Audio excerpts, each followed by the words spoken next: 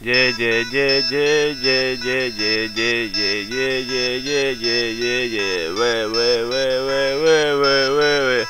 En el barrio San José, en el barrio San José con Isen, el Goyo y Josemi.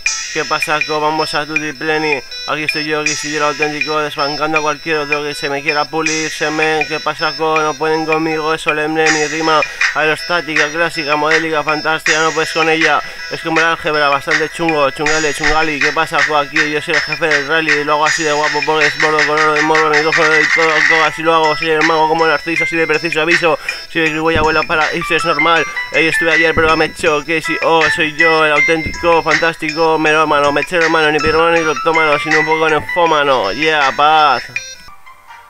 Yeah, yeah, yeah, yeah, yeah, yeah, yeah, yeah, yeah, yeah, yeah, yeah, yeah, yeah.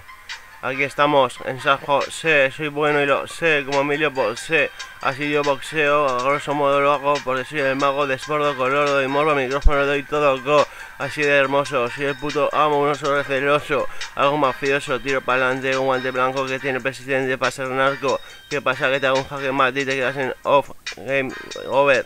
¿Qué pasa con el Land Rover? El que cogí la placa para verlo en mi móvil y por ahí tolai. ¿Qué pasa con mi rap? No puede ser más sublime. Ven aquí, que es un crimen. Intentar pulírseme es imposible. Ya verás cómo te quedas en segundo nivel o en tercero. Tal vez te quedarás pez, pero no puedes superar este delfín asturiano. En fin, no puedes compararte a almendra. Ya ves, entienda quien lo entienda, comprenda quien comprenda. Mi metáfora no es broma. Suelto poema crítico.